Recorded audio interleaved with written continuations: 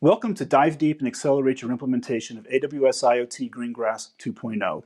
This is IoT session 405, and my name is Gavin Adams. I'm an IoT Specialist Solutions Architect with AWS, focusing on helping customers implement edge solutions. In this session, we're going to be going over differences between AWS IoT Greengrass 1.x, which I'll refer to as Greengrass version 1, along with AWS IoT Greengrass 2.0, which I'll refer to as Greengrass version 2.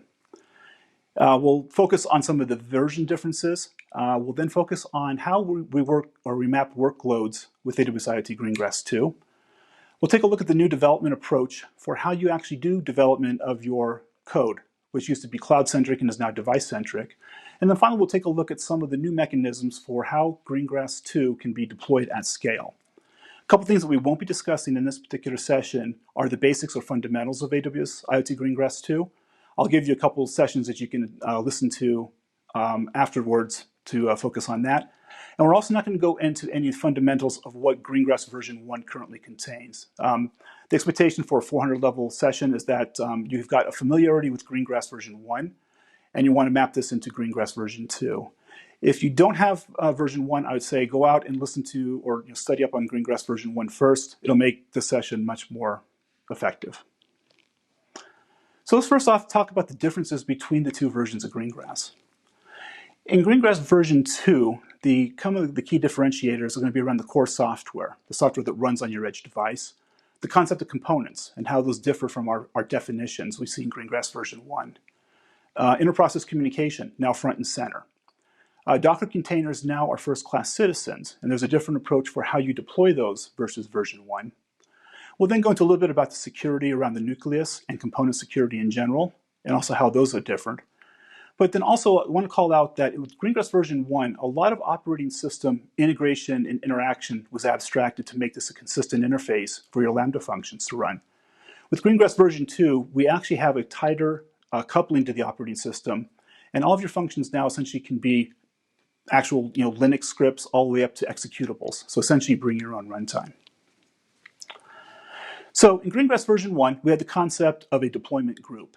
We would take in cloud side, our Lambda functions, our definitions, build up the group, and deploy it to a piece of software called Greengrass D, or the Greengrass daemon.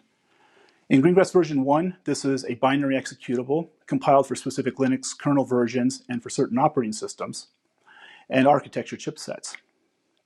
In Greengrass version 2, this fundamentally changes. Greengrass version 2 is written in Java. So there is a base greengrass.jar file that you use with your favorite JVM to start Greengrass up. But at that point, everything is component-based.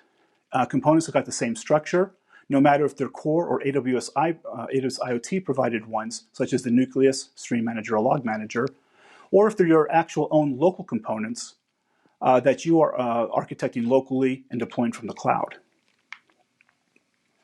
Now, we mentioned components, and these are probably the most fundamental differences and key benefits and flexibility for Greengrass version 2. A component basically considered as a discrete piece of code. This could be similar to a Lambda function or a microservice or some piece of logic that you want to run that does something very well. A component is comprised of at least a recipe file, and in most cases, you will also see artifacts. Components can be categorized either as core, part of Greengrass itself, publicly available ones published by AWS, and those would be things such as the Stream Manager or Token Exchange Service, or the actual ones that you will publish into your own private component registry that you can then deploy to your fleet of Greengrass devices. Also, there's dependency mapping. We'll take a look at that a little bit later. So here's an example of a recipe file. It's in a YAML format, and we take a look that there's a component name and a component version. These two values together uniquely identify a component. A unique component is immutable, meaning that once it's published, the recipe file cannot change, nor can any of the artifacts that it references change. This helps ensure that we don't have any type of code drift or we introduce bugs. We have a section for component dependencies. In this case, we're referencing the Greengrass Token Exchange Service. And we're saying that our component is dependent upon that other component being installed and operational before we run ours. We've got a component configuration where we can inject default values or override values to a component. And then in the manifest section, here's where we have essentially the life cycle of when a component is running the code to actually operate. In this case, for those that you've worked with Bash before, our while true, do, Python 3, and our sleep 5, essentially is just a very small script that's going to do something, wait 5 seconds, continue to do it again. And then finally, we've got the artifact section at the bottom. And this is where you can have URIs, or uniform resource locators, to basically identify which S3 bucket you have and where your actual artifacts for this particular component reside. I mentioned there's dependencies. So if we take a look at a dependency graph here, we can see that we've got a main dependency, and this simply just as a placeholder. It's kind of a virtual component, if you will, which then all of our root or top level components then use. In this case, we've got the nucleus, which is one provided by Greengrass, and then we have our chain, or our set of dependent functions, the dep.python3 and our demo functions. And what this basically means is that our demo s3 underscore sync, for instance, can actually say that it's dependent upon the dep.python3, which will install and ensure that Python 3 and all supporting packages are locally installed. Same holds true for our demo.ssm.register function, and this is showing how we've refactored or taken out the check for Python 3, put into its own component. When components are running, you'll basically see 4 major states. A component can be running, which means that it's either doing some execution of code and hasn't completed yet, or in the case of like a long-running or long-pinned Lambda, which we'd see in version 1, this is code that's continuously running. So in our example here, s3 underscore sync is always running. If it shows in a finished state, that means that the code has successfully completed and has exited gracefully with a non-error state. Now, you will probably see errored and broken a lot when you're doing your own component development. But in that case, it's more just, once you iteratively get your component working, those states will go away. But it's a quick way to determine which component is actually in a bad state. So let's move on to the inter-process communication. In Greengrass version 1, IPC is there and is used by Lambda functions and the MQTT agents directly. But in version 2, we actually make this more publicly accessible and documented. And the IPC basically is comprised of authorization policies, what components can and cannot do, the events, the messages that are actually being published and subscribed back and forth. And then there's other interactions. And these are subservices or peer services of the IPC, which say pub sub. I want to publish and subscribe locally between 2 components, or the IoT MQTT client, where I want to publish or subscribe to the IoT cloud or core directly. So here in number 1, we have essentially showing that we've got a code and a recipe file which has got these authorization policies. These are all merged together and presented to the IPC service. Number 2, when the actual components connect to the IPC, they're then evaluated against those authorizations of what they can do. In this case, component 1 can only publish locally to topic A, while component 2 can do a couple different things. Now, imagine that we want to actually do that local communication between component 1 and component 2. We call it icon number 3 here, meaning that when component 1 publishes, it'll send a message to the IPC, it'll be serviced by the pub subservice, and then based on subscribers to that particular topic, in this case component 2, deliver the message.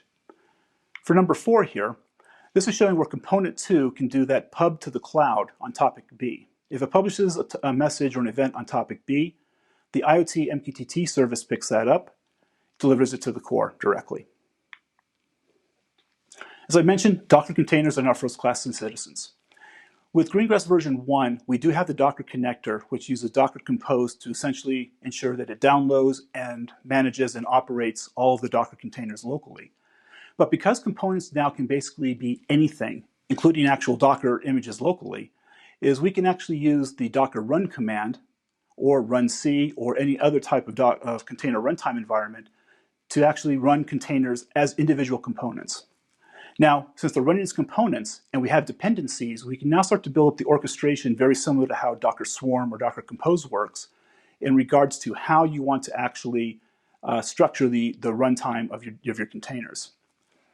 Also, we can now pull from different values or locations. So for instance, we can pull from a public registry, such as from Docker.io. We can pull from private registries where you have login credentials, such as from Amazon ECR. Or, because you can use artifacts, you can actually use the Docker save command to create a local zip file of a Docker image, upload it to S3, and make that available as an actual artifact for your component. So a multitude of ways to essentially deal with where images are built, either in registries or directly from S3. Going to the security side, nucleus security is around the running of the Greengrass core software on a device. By default, it will run as the Greengrass user, but it does have the ability to elevate to root privileges for certain operations. However, if you want Greengrass to run as an actual user land process only, you can actually define it and say that only run as a specific user. It'll have no additional permissions beyond that. And this opens the door for environments where, from regulatory perspective, you can't have elevated privileges. However, for components, you still have the capability of running these under different user IDs or group IDs, just like you do with Lambda functions in version 1. But you can also use things such as sudo or the sudoers type of environment to give specific limited elevated privileges for your components. Also, because components can be things from scripts to containers, Greengrass will actually inject certain environment variables into each running component. And I bullet pointed these out here. And your actual code can use those to interact with other components inside of Greengrass in a secure manner, again, using the IPC or through the token exchange service to get AWS credentials. For the authorization policies for IPCs, these all fall underneath each component. They're underneath the default configuration in a section called access control.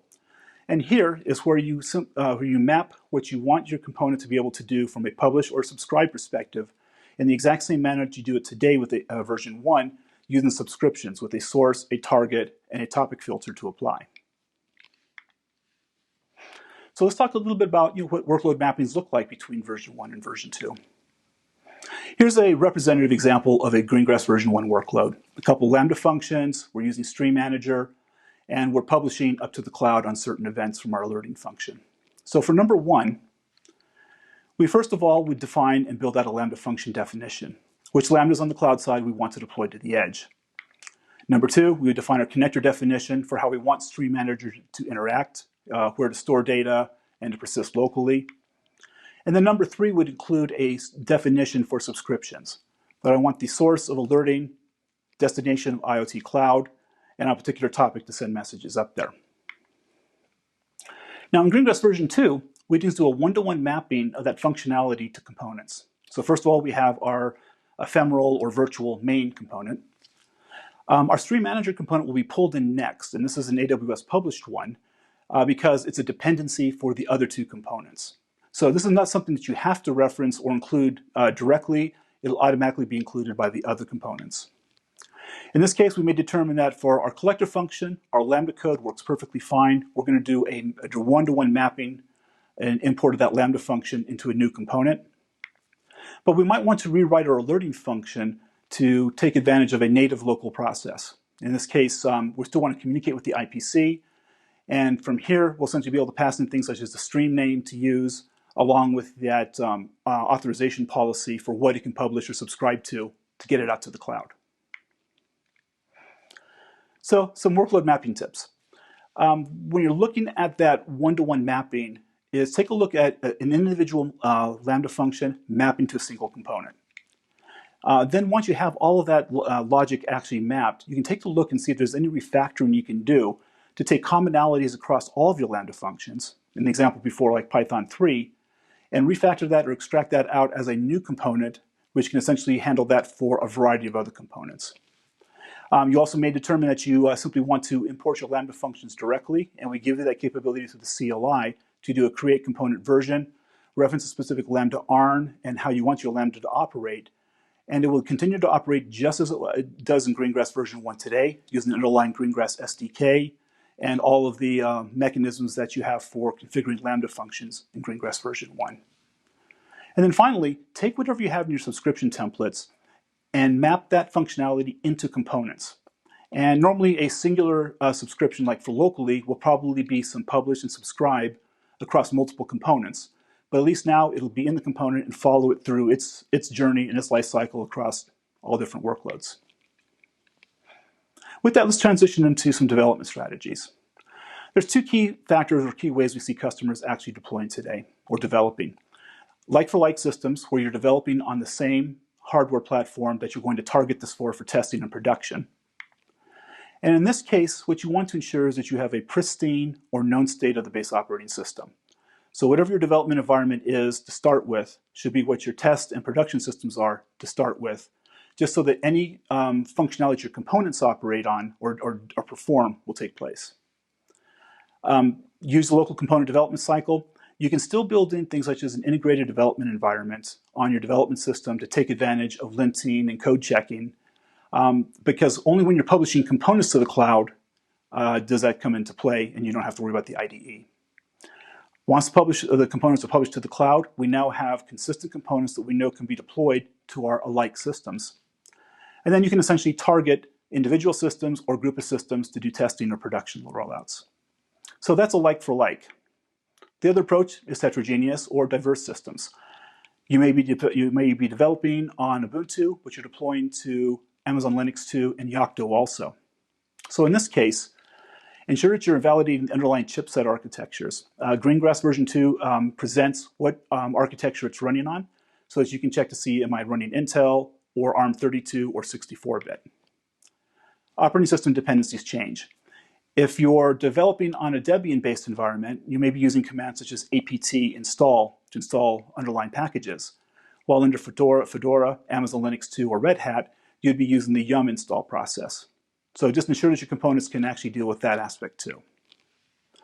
And then finally is when you're deploying artifacts, because underlying binary changes for chipsets are probably going to come into play, you can either include all of those as a directory structure that is zipped up and made available as a singular artifact, or you can define those as specific universal resource indicators, or URIs, for each variant of operating system and or chipset. So with that, let's go ahead and take a look at a quick development cycle.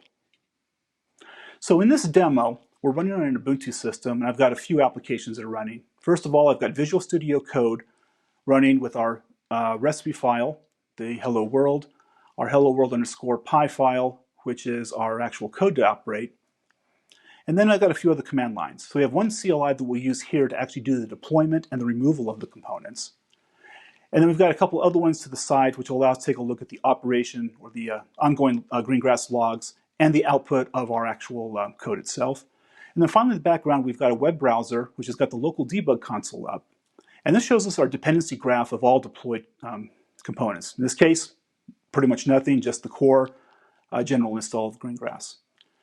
So in this component file, we have this default configuration and also the component name and versions. And those would make it unique. Now the configuration for the message is we're going to be passing in the string world to our Python script. And you can see this here where we've got the Python 3, we're calling hello world, and then we're essentially mapping that configuration to messages attribute, which will be passed in. In our Python code, you can see that essentially we're going to be crafting a new string called message. And as part of that is going to be that first argument that comes in. So in this first example, we should see hello, world. Then we're actually going to be opening up a temporary file, logging it to appending it there, and then going on. So we'll actually copy this command, and this is the one that will do the deployment. Copy that, we go over here, paste it in, hit return, and this will start a local deployment of our recipe file and our artifacts. If we take a look over at our log files, we can see that the IPC has picked up something that's operating. If we go to our web browser, we can see that the com.example.hello world has been installed and actually is finished running. That's pretty quick. And if we take a look at the output of that one file, we can see we've got the hello, world. Now, to do iterative development, what we might want to do is maybe change the value of that world to something else, or even our code. So we come back over to our recipe file. And instead of using world, we're probably going to use, let's go use reinvent 2020. If I can spell it correctly here. There we go. Awesome. We save this file. And now we actually need to do a removal first. Because components are immutable, we have that version 1.0.0 out there. It wouldn't allow us to override this, so we first will go ahead and do a removal. This is a relatively quick process. We'll go over, take a look at the log files, wait for the IPC to pick this up. And then if we go over to the console, we can see that the the actual component is gone, we'll do a refresh just to clean the screen up. And we're back to that pristine state again. Nothing's installed. Now, because we've actually changed that message, all we have to do is up arrow twice to our deployment script again. And from this point, it's going to repush that same component with our new values. We'll go ahead and wait for Greengrass locally to pick this up. We see it. Go back over to our web browser. We can see that it's now new. It'll go through the installed, running, and finished stages pretty quickly. And if we take a look at the actual output now, we can see appended is the hello, reinvent 2020. So this is just a sort of a quick demo to show how you can quickly get started with Greengrass. And then essentially, when you're doing component development, iterate very quickly. This is different than we did it with Greengrass version 1, where you'd have to do everything cloud side and push to the edge. So with that, let's get back to the presentation.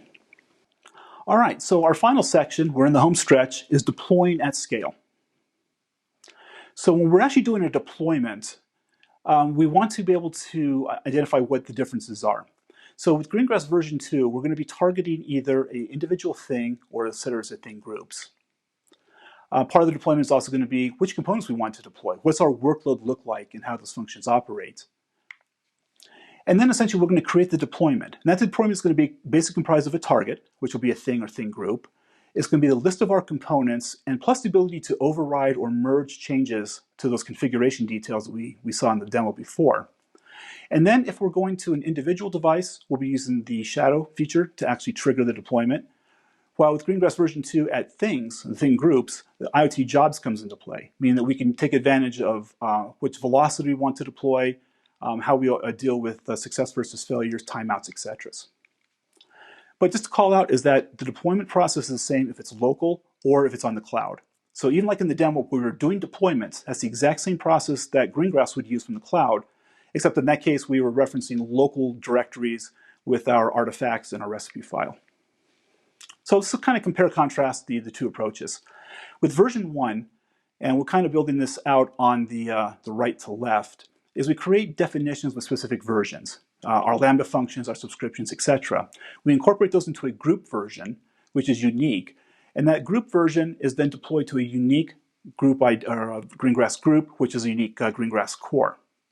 With version 2, everything essentially is component-driven and that deployment-driven approach. So with version 2, first of all, we publish our components to the cloud. We've done our local development. They're now available for us to create a deployment. We then create the deployment. We include which components we actually want to include, and we merge any changes that we want to override. Number 3 is we can create a deployment to an individual thing. This will then trigger the thing shadow, which Greengrass will then pick up and then do the full orchestration. Or we can actually deploy to a thing group instead of to individual things. Everything that's inside of that thing group will pick up the same deployment deployment setup, and just like an IoT job, run through it and come back with a success or failure message. All right, we're on to conclusion.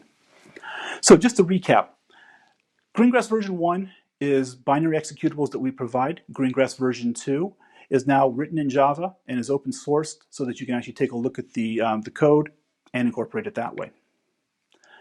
Components basically are mapping to a combination of other Greengrass version 1 services, functions, connectors, resource definitions, etc.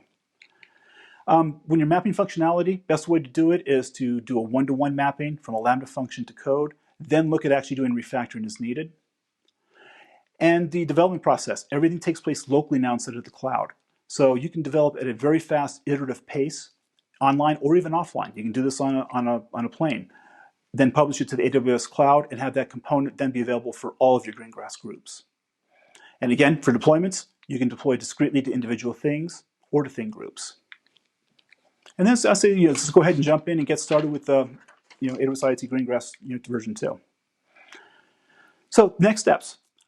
First of all, I'd probably say use the Greengrass 2.0 documentation as sort of the primary source of truth. It's verbose, it's complete, and it's got a great getting started tutorial, which essentially is our hello world that we went through. It also has references for the component format, recipe format, and even all of the APIs and CloudFormation aspects.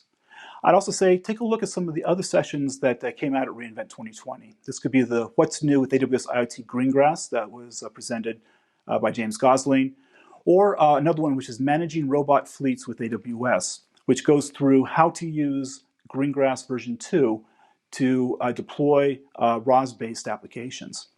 But what I'd probably say is if you have any types of questions or stumbling blocks, please reach out to your AWS account team.